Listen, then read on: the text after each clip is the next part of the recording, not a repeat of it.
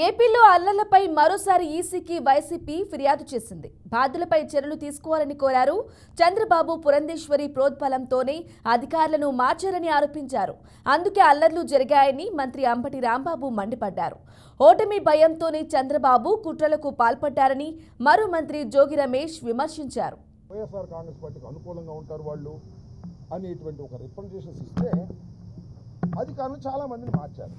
సరే, మంచిదే, మార్చడం దానివల్ల మేమే పెద్ద ఇబ్బంది పడవలసినటువంటి అవసరం లేదు. ఇక్కడ గమనించాల్సిన అంశం ఏమిటంటే, ఎక్కడైతే మార్చారో అక్కడే మళ్ళా సస్పెండ్ చేయాల్సిన పరిస్థితి వచ్చింది. చూడండి దీనిలో ఎంత విచిత్రంగా ఉందో. పల్నాడులో ఎస్పీని మార్చారు, అలాగే అనంతపూర్లో ఎస్పీని మార్చారు, ఐజీని మార్చారు, తిరుపతిలో మార్చారు. ఎక్కడైతే మార్చారో పురంధరేశ్వరి గారి ఎలిగేషన్స్ మీద ఎన్నికల కమిషన్ న్యాయం అనుకుని ఎక్కడైతే మార్చిందో అక్కడే అల్లర్లు జరిగాయి, అక్కడే సస్పెన్షన్లు జరిగాయి, అక్కడే మళ్ళా కొత్త అధికారులు వేశారు, అక్కడే స్పెషల్ ఇన్వెస్టిగేషన్ టీం వేసి విచారణ జరపవలసినటువంటి పరిస్థితి ఏర్పడింది. అంటే ఫ్యాక్ట్స్ ఏంటో ఆలోచించమని ఈ సందర్భంగా నేను ప్రజల్ని కోరుతున్నా. అదే విషయాన్ని సిట్ వారికి కూడా వివరించడం జరిగింది. దీని వెనకాల అక్కడ ఉన్నటువంటి అధికారులు ఎవరైతే పూర్తి అవగాహన ఉందో ఆ జిల్లాల్లో వారిని సడన్గా మార్చేశారు.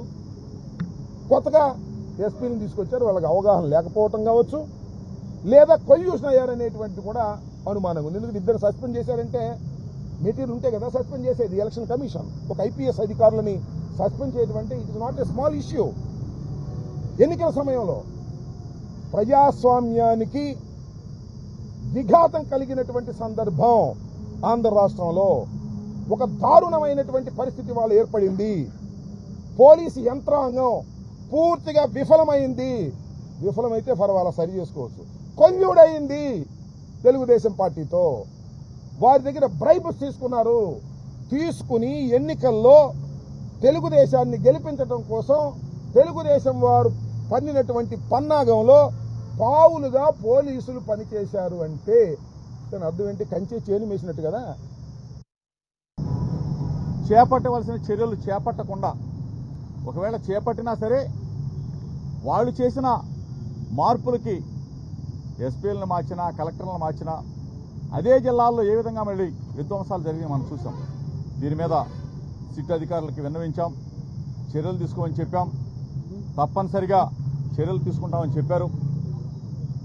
ఇంత దుర్మార్గాలని ప్రేరేపించిన తెలుగుదేశం పార్టీ, దానికి ఆద్యుడైన చంద్రబాబు నాయుడు, ప్రజాస్వామ్యంలో గెలవలేని పరిస్థితుల్లో ప్రజాస్వామ్యబద్ధంగా జగన్మోహన్ రెడ్డి గారిని ఎదుర్కోలేని చంద్రబాబు నాయుడు హింసను ప్రేరేపించాడు, విధ్వంసాన్ని సృష్టించాడు. ఈరోజు ప్రజా తీర్పు రాబోతా ఉంది. తప్పనిసరిగా జగన్మోహన్ రెడ్డి గారు మరలా ముఖ్యమంత్రి కాబోతా ఉన్నారు. ఈ పరిస్థితుల్లో ఇంత దారుణంగా వ్యవస్థలని మేనేజ్ చేస్తున్న చంద్రబాబు నాయుడికి తగిన మూల్యం చెల్లించుకోవాల్సి వస్తుంది. సిట్ అధికారులు దర్యాప్తు చేయాలా, దానికి కారణమైన వ్యక్తులని, పార్టీలని శిక్షించవలసిన బాధ్యత సిట్ అధికారుల మీద ఉందని చెప్పేసి మీ ద్వారా తెలుపుకుంటూ, ఇది ప్రజాస్వామ్యంలో ఈనాటి ఎన్నికలు ఒక మచ్చలాగా ఎలక్షన్ కమిషన్ కూడా దీని మీద దృష్టి పెట్టి, అంటే తగు జాగ్రత్తలు తీసుకుంటే ఇటువంటి విధ్వంసాలు జరిగే కాదు.